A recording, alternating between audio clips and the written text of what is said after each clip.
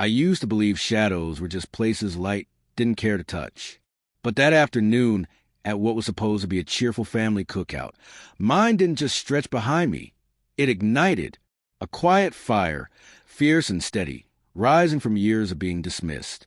And for once, I didn't care who felt the heat. The backyard was soaked in that golden summer glow, grilled corn on foil, the smell of smoke clinging to everything, laughter floating just above the sizzle of meat. My mother, Carol, had turned it all into a scene from a lifestyle magazine. Paper lanterns swaying from tree limbs, gingham tablecloths, the cooler brimming with lemonade and soda cans. But none of that was a show. No, the real attraction stood by the grill, flipping burgers like a host on a talk show. Ryan, my older brother. He didn't have to try. The spotlight trailed him like a tail. He spoke, and the crowd leaned in. Carol? She couldn't clap loud enough. Did you hear? Ryan's company just got a mention in a big publication. She told anyone within earshot, practically glowing. And next week, big pitch. Major investors. You'd think he was curing disease, not running a startup still stuck in demo mode. Me? I was the one making sure the napkins didn't blow away. Smiling, nodding, pretending to enjoy the same story I'd heard a dozen times, always starring Ryan. Always a footnote in my own family. I used to let it slide. Kept the peace. Bit my tongue, so hard I could taste metal. But something changed that day. Not loudly, not with shout, more like a fuse finally catching flame. The burgers were nearly done when Carol stepped up onto a chair, clinked her spoon against a glass, and called out, "Everyone, listen up. Ryan's got an announcement." Every head turned. Even the dog sat up.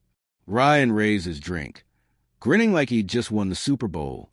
"Just finalize the deal," he said. "My company's expanding. 3 new locations by next year." Applause. Whoops. Claps on the back. Carol beaming like a Broadway spotlight. And then her eyes found me, still standing near the cooler. Her smile dimmed into something softer. Familiar.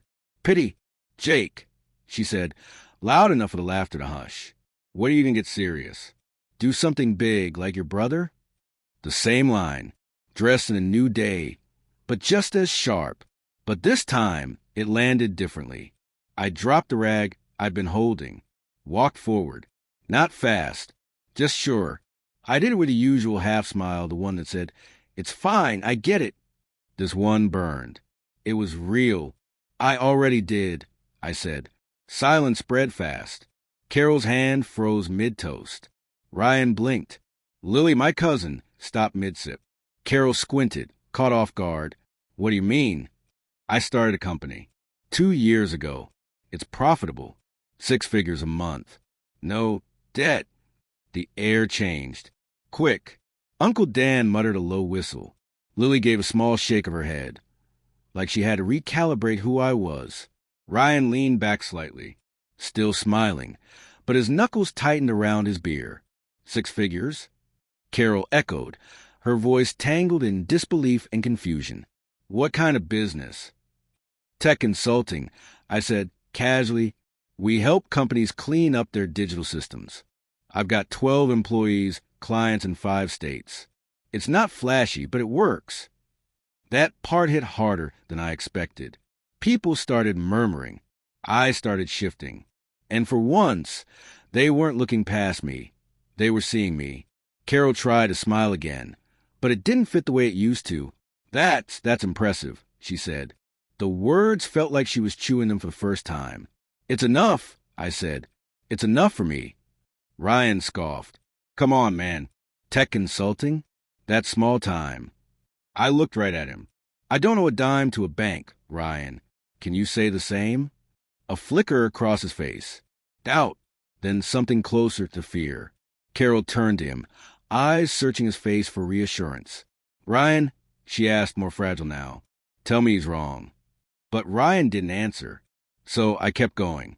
"You've been selling everyone this dream, but it's built on borrowed money, isn't it? High-interest loans, credit cards, promises you can't back up yet. How's that investor pitch going?" Still nothing from him. Not even a twitch. The whole backyard was frozen. "Prove me wrong," I said. "Show her the books." Ryan didn't move. And that silence, the one where everything unravels, settled over us. Carol's hands trembled slightly as she set her glass down. Her voice barely held steady. "Ryan." He looked away. I took a breath. I didn't come here to embarrass anyone. But I won't keep shrinking so he can stay tall. I've been here this whole time, building, succeeding, quietly, without your applause, without asking for your belief.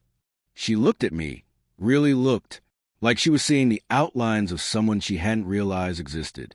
Ryan turned without a word and walked off. His beer hit the ground behind him, landing with a thud. The gate slammed a moment later. I leaned on the edge of the table, the heat of the day still heavy around me. "You never asked what I do," I said softly. "You never asked who I was becoming. But you will now, because I'm done disappearing." That cookout wasn't a celebration. Not really. It was a breaking point, a reveal, a moment when truth cracked through the paint. I don't know if Carol will ever unlearn the story she told herself about her sons. I don't know if Ryan will forgive me for stepping into the light. But I know this. I don't need either of them to. If you've ever been the one they overlooked, the one they underestimated, maybe it's your time too. Tell me your story. Because sometimes silence doesn't mean surrender. Sometimes it means you were just getting ready to rise.